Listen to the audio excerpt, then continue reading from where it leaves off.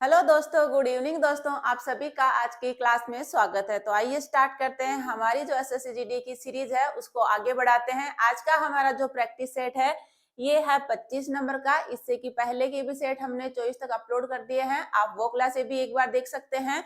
तो आइए स्टार्ट करते हैं बिना देरी किए हुए। ये क्लासे जो है बिल्कुल एग्जाम के पैटर्न पे है। आप देखिए कि सारे ऐसे ही क्वेश्चन एग्जाम में पूछे जाते हैं।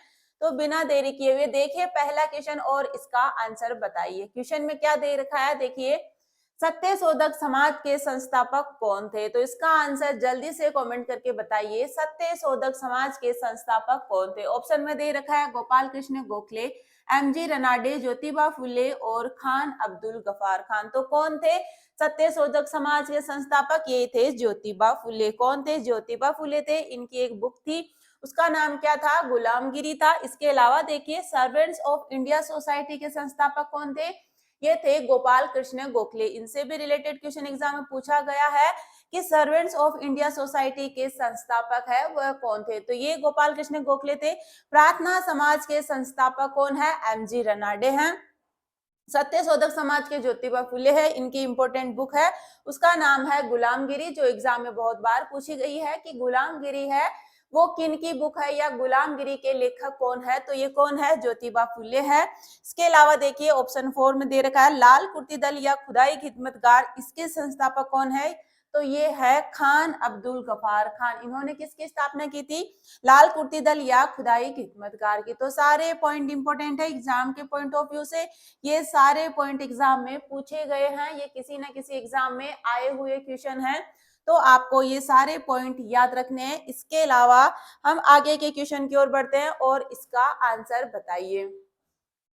क्वेश्चन में दे रखा है निम्नलिखित में से कौन अभिज्ञान शाकुंतलम नाटक के लेखक है। तो अभिज्ञान शाकुंतलम जो नाटक है इसके लेखक कौन है? तो कौन है? ऑप्शन में दे रखे हैं ए कालिदास, बी अमर सिंह, सी शूद्रक और डी भास। तो इनमें से किन्होंने अभिज्ञान शाकुंतलम लिखा था? ये लिखा था कालिदास। किनका है ये नाटक? कालिदास जी का है। इसके अलावा कालिदास जी के और कौन कौन से नाटक है? इनके 3 नाटक है। देखिए कौन कौन से? अभिज्ञान शाकुंतलम है जो एग्जाम में बहुत बार पूछा गया है। इसके अलावा विक्रमोर्वशीयम क्या है? विक्रमोर्वशीयम और मालविका अग्निमित्रम क्या है? Malvika Agnimitram very very important, दोनों एग्जाम में पूछी गई है। इसके अलावा देखिए इनके 2 महाकाव्य हैं कालिदास जी के, कौन कौन से? रघुवंशम है और कुमार संभवम है। ये दोनों आपने बहुत बार देखे होंगे, इनसे रिलेटेड क्वेश्चन पूछे जाते हैं। रघुवंशम और कुमार संभवम किनके हैं महाकाव्य? कालिदास जी के हैं। इसके अलावा इनके 2 खंड काव्य भी है, कौन कौन से है? मेघदूतम और ऋतु संहारम। ये सारे इंपॉर्टेंट एग्जाम के पॉइंट ऑफ व्यू से वेरी वेरी इंपॉर्टेंट है। तो आप इन सब को लिख लीजिए, इनको राइट डाउन कर लीजिए कि कालिदास के द्वारा किन किन की रचना की गई थी, कौन से इनके नाटक है, कौन से महाकाव्य और कौन से खंड काव्य है। सारे एग्जाम के पॉइंट ऑफ व्यू से इंपॉर्टेंट है। तो बढ़ते हैं नेक्स्ट क्वेश्चन की ओर। क्वेश्चन आपके सामने है और इसका आंसर बताइए। क्या दे रखा है? कंचनजंगा शिखर निम्नलिखित में से हिमालय के किस उपखंड में स्थित है। तो कंचनजंगा शिखर है वो हिमालय के किस उपखंड में स्थित है। ऑप्शन में क्या क्या दे रखा है? देखिए कश्मीर हिमालय, बी में दे रखा है दार्जिलिंग और सिक्किम हिमालय में। कंचनजंगा पूछा है कि ये कौन से उपखंड में है हिमालय के।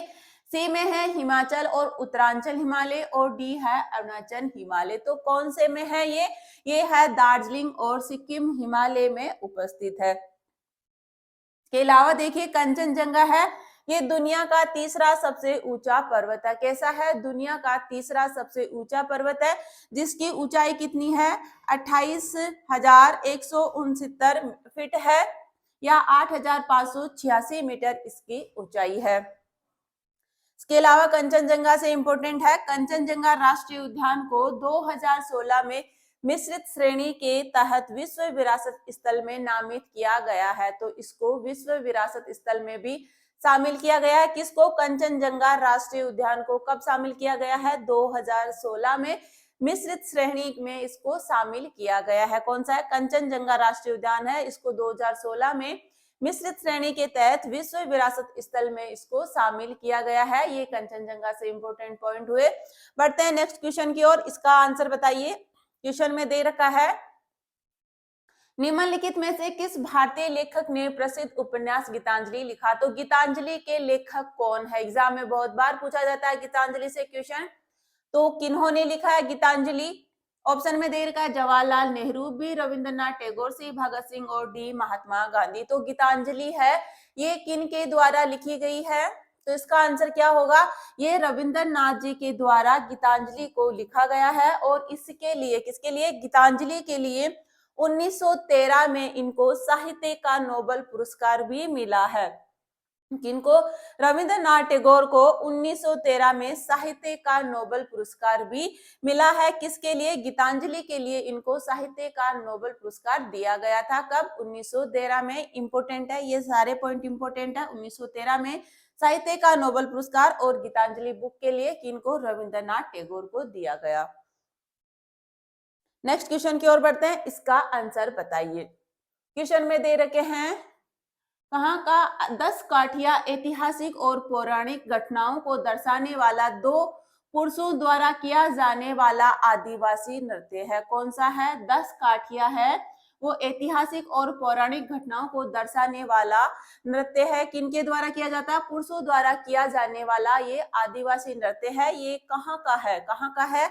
ए देखिए उत्तर प्रदेश का, बी गुजरात का, सी गोवा का और डी ओडिशा का। जो 10 काठिया है, तो 10 काठिया नृत्य है जो पुरुषों द्वारा किया जाता है। ये कौन से राज्य में किया जाता है?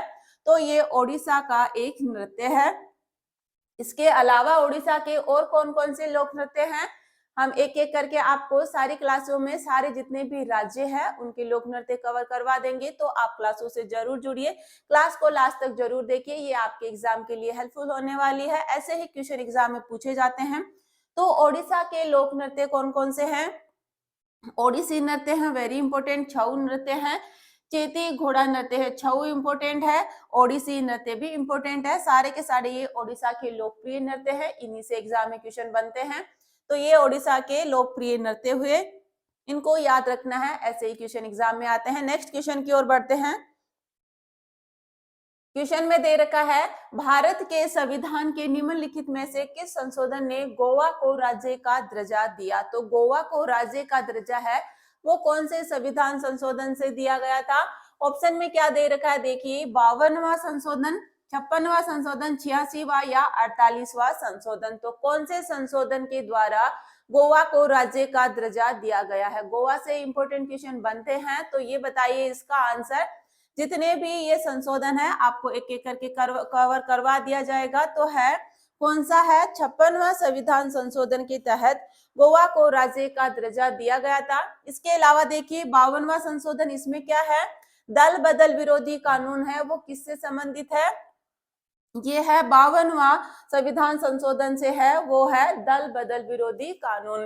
इसके अलावा 86वां संविधान संशोधन में क्या है? इसमें शिक्षा के अधिकार को प्रभावी बनाया गया है। किसको है? शिक्षा के अधिकार को प्रभावी बनाया गया है। 61वां संशोधन में क्या है? ये इंपॉर्टेंट है, ये एग्जाम में बहुत बार पूछा गया है। 61वां संविधान संशोधन है, इसमें किसके बारे में है? मतदान की आयु 21 वर्ष से घटाकर 18 वर्ष कर दी गई है। किसमें की गई है? क्वेश्चन पूछा जाता है कि मतदान की आयु है 21 वर्ष से घटाकर 18 वर्ष है, किस संविधान संशोधन के द्वारा की गई? तो 61वें संविधान संशोधन के द्वारा ये की गई थी। नेक्स्ट क्वेश्चन की ओर बढ़ते हैं और इसका आंसर बताइए। क्वेश्चन में क्या दे रखा है? न्यायाधीशों को एक उच्च न्यायालय से दूसरे उच्च न्यायालय में स्थानांतरित करने का अधिकार किसके पास है? तो ये अधिकार है वो किनके पास है कि जितने भी न्यायालय है, कौन से उच्च न्यायालय, न्यायाधीश है जो एक उच्च न्यायालय से दूसरे उच्च न्यायालय में स्थानांतरित करने का अधिकार है, वो किनके पास होता है? ऑप्शन में क्या क्या दे रखा है देखिए और आंसर बताइए। उच्चतम न्यायालय के वरिष्ठतम न्यायाधीश को होता है ये अधिकार, या भारत के मुख्य न्यायाधीश के पास होता है, या भारत के राष्ट्रपति या भारत के कानून मंत्री, किनके पास ये अधिकार होता है कि वो न्यायालयों के जितने भी न्यायाधीश है, उच्च न्यायालयों के न्यायाधीश है, उनको एक न्यायालय से दूसरे न्यायालय में उनको स्थानांतरित कर सकता है। कौन कर सकते हैं? ये भारत के राष्ट्रपति के पास में ये अधिकार होता है कि ये जितने भी उच्चतम न्यायालय है या उच्च न्यायालय है उनके न्यायाधीशों को एक न्यायालय से दूसरे न्यायालय में ये स्थानांतरित कर सकते हैं। देखिए, भारत के संविधान का अनुच्छेद कौन सा है? 222। न्यायाधीशों के एक उच्च न्यायालय से दूसरे उच्च न्यायालय में स्थानांतरण से संबंधित प्रक्रिया से संबंधित है। कौन सा है? अनुच्छेद 222 है।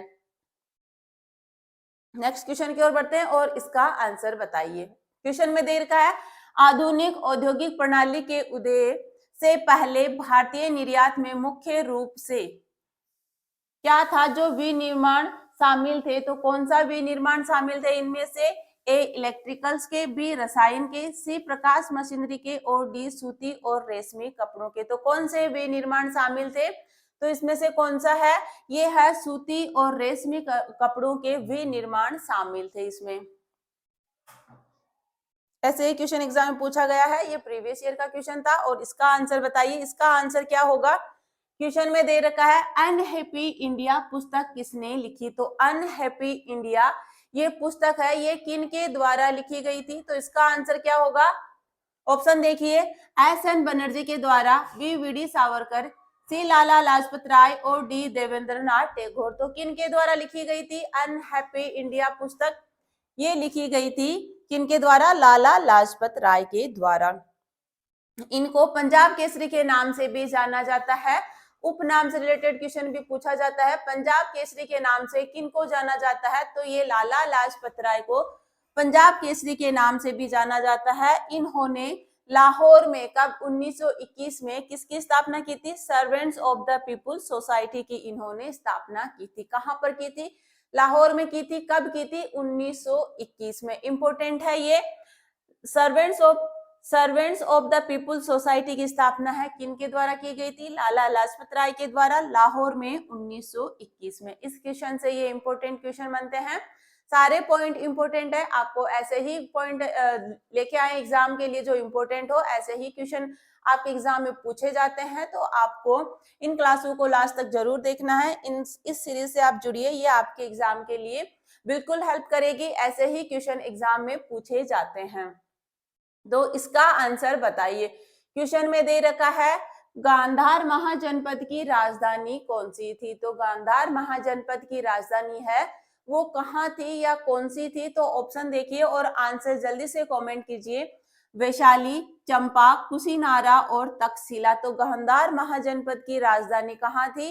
तो ये कहाँ थी? ये तक्षशिला थी। कहाँ थी? तक्षशिला थी। कौन सी थी? तक्षशिला है जो गांधार महाजनपद की राजधानी थी। महाजनपदों से रिलेटेड क्वेश्चन एग्जाम में पूछे जाते हैं, तो आप महाजनपदों वाली वो क्लास जरूर देखिए। उसमें पूरे के पूरे 16 महाजनपदों से रिलेटेड सारे क्वेश्चन आपको कवर करवाए हैं कि राजधानियां कौन सी थी, उनके प्रमुख शासक कौन से थे। तो आप वो क्लास एक बार जरूर देखिए। ऑप्शन में क्या दे रखा है?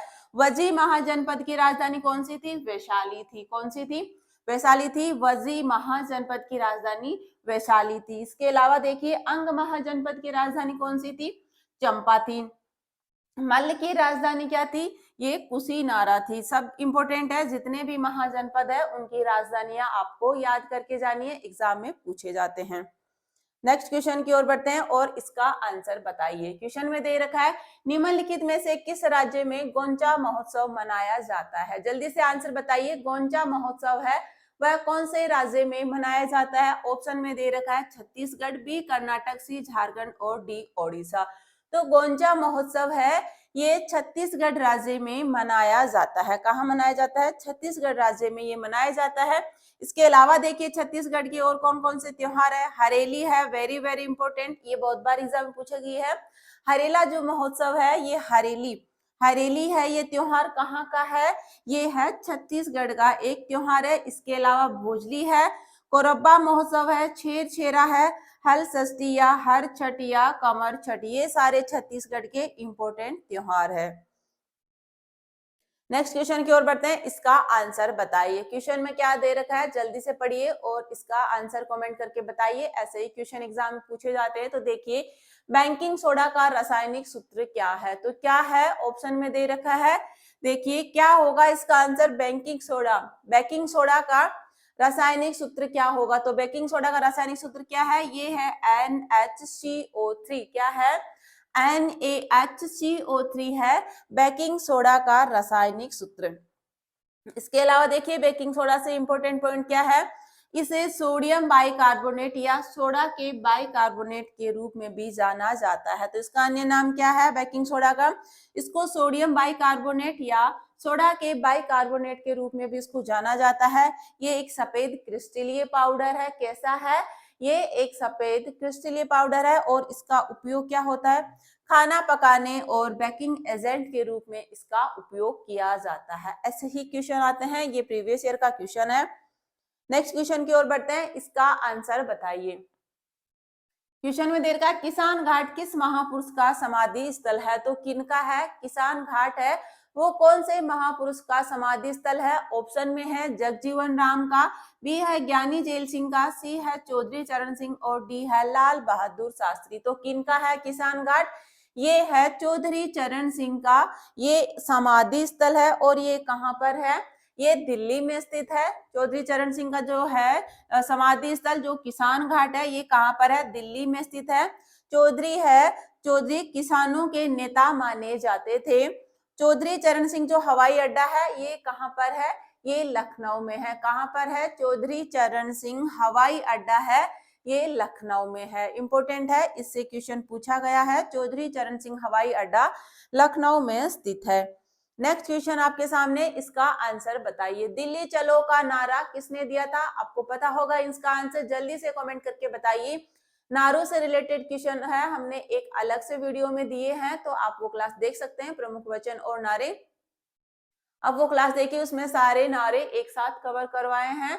हिस्ट्री की प्लेलिस्ट में जाइए और हिस्ट्री के सारी टॉपिक वाइज क्लासेस देखिए। हिस्ट्री से बहुत सारे क्वेश्चन एग्जाम पूछे जाते हैं तो एक एक क्लास हमने अपलोड की है, आप वो क्लासेस जरूर देखिए। एग्जाम से पहले उस हिस्ट्री की प्लेलिस्ट को जरूर देख लेना, वो आपके एग्जाम के लिए इंपॉर्टेंट होने वाली है। उसमें हमने इंपॉर्टेंट ही क्वेश्चन लिए हैं। तो इसका आंसर क्या होगा, ये है सुभाष चंद्र बोस ने ये नारा दिया था। कौन सा है, दिल्ली चलो का नारा सुभाष चंद्र बोस जी ने दिया था। नेक्स्ट क्वेश्चन क्या है, गांधी जी का उपनाम क्या है। तो बताइए गांधी जी के उपनाम, गांधी जी के उपनाम क्या है, आंसर जल्दी से आ जाना चाहिए। तो इसका आंसर क्या होगा, ऑप्शन में दे रखा है बापू, बी महात्मा, सी राष्ट्रपिता और डी ये सभी। तो गांधी जी के उपनाम क्या है, ये सभी इनके उपनाम है। क्या है, बापू भी है, महात्मा गांधी भी है, राष्ट्रपिता भी इनको कहा जाता है। तो ये सारे गांधी जी के उपनाम है। तो ये आज की हमारी क्लास थी। आपको ये क्लास कैसी लगी कमेंट करके जरूर बताइए। अगर आपको क्लास पसंद आई हो तो इसको लाइक कीजिए और आपने इन क्वेश्चन में से कितने क्वेश्चन सही किए हैं आप अपना स्कोर भी कमेंट करके बताइए कि तो आपको आपका स्कोर है, इससे पता चलेगा कि आपकी तैयारी किस लेवल तक है। आप इन्हीं क्लासों से जुड़िए, ये आपके एग्जाम के लिए वेरी इंपॉर्टेंट है। ऐसे ही क्वेश्चन एग्जाम में पूछे जाते हैं और इन्हीं में से आपके एग्जाम में क्वेश्चन आपको जरूर देखने को मिलेगा। तो मिलते हैं कल की क्लास में, तब तक के लिए थैंक यू और मिलते हैं फिर से। तो थैंक यू, बाय बाय।